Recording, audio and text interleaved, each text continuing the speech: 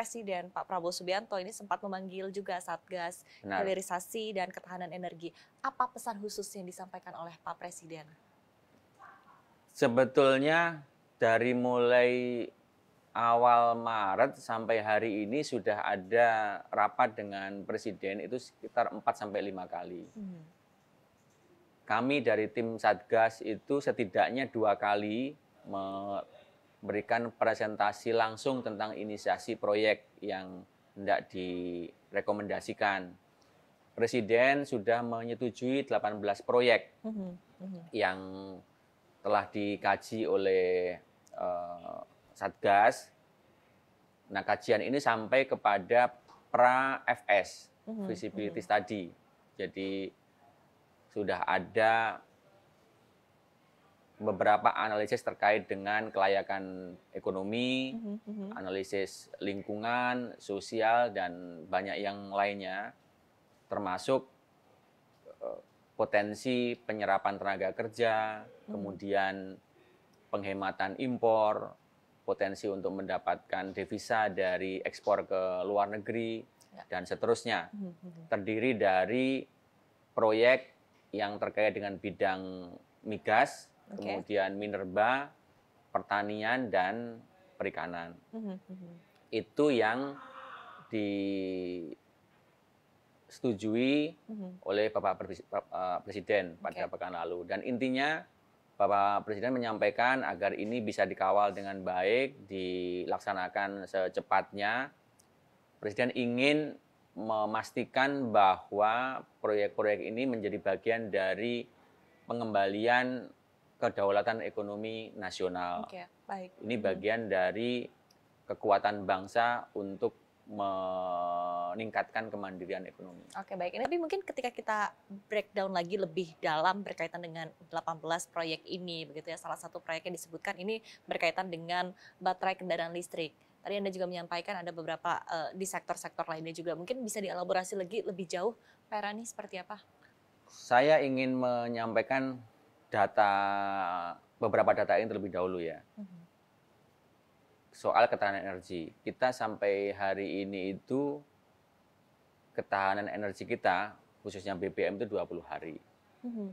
Kalau kita bandingkan pada level ASEAN saja, itu rata-rata sudah 30 hari. Singapura 90 hari. Vietnam 80 hari. Thailand itu 67 hari. Kalau dibandingkan dengan anggota G20, kita ketinggalan jauh. Kita hanya di atasnya India saja. Oleh karenanya, meningkatkan ketahanan energi itu merupakan mandat yang saya kira harus segera dilakukan.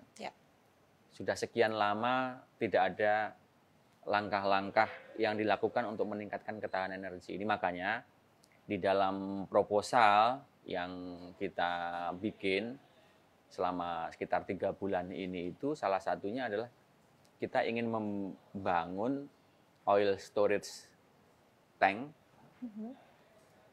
yang bisa meningkatkan kapasitas ketahanan energi kita.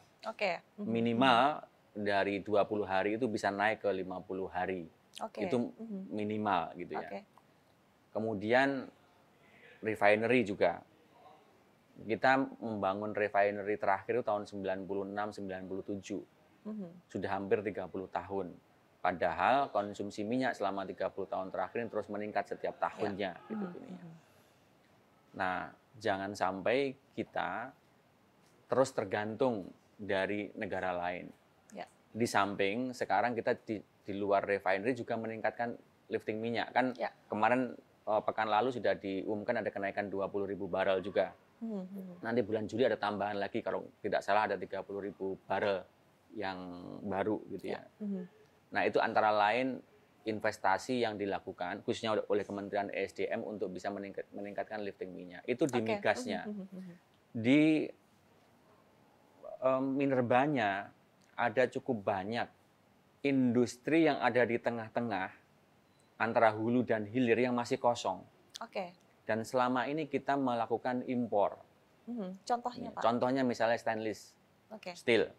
Itu memproduksi dari mulai bisa dua, dari bauksit bisa, dari pasir besi bisa. Kita punya bahan baku yang melimpah.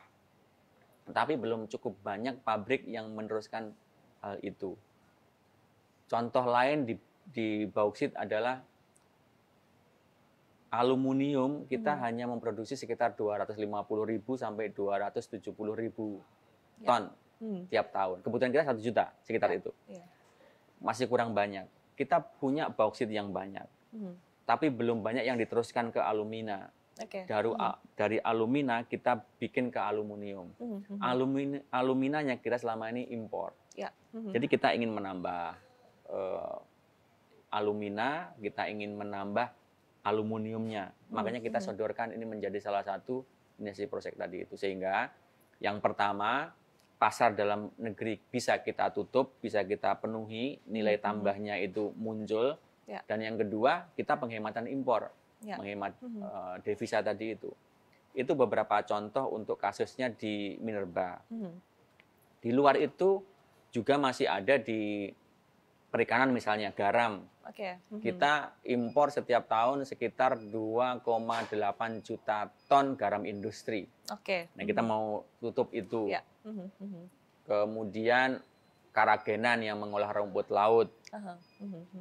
Ada oleo resin yang itu dari pertanian, dari pala. Oleo food dari kelapa sawit. Masih banyak beberapa komoditas makanan, minuman yang kita itu punya bahan bakunya, tetapi barang setengah jadinya itu kita impor. Untuk perikanan, ini untuk kepentingan ekspor.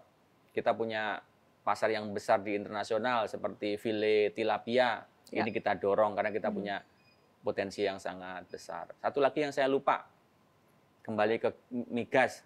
Gas kita itu, LPG kita, kebutuhan sekitar 9 juta ton tiap tahun, kita impor sekitar 7 juta ton. Jadi 80% kurang lebih lah ya, itu kita produksi dari impor. Nah, kita ingin mencari substitusinya, karena banyak uang habis untuk impor ini. Salah satunya yang ramai adalah DME, dimetil etil. Ini ramai. Nah, tapi saya pikir itu bagus karena bentuk dari diskursus publik untuk mencari alternatif terbaik dari situasi yang sekarang ini ada.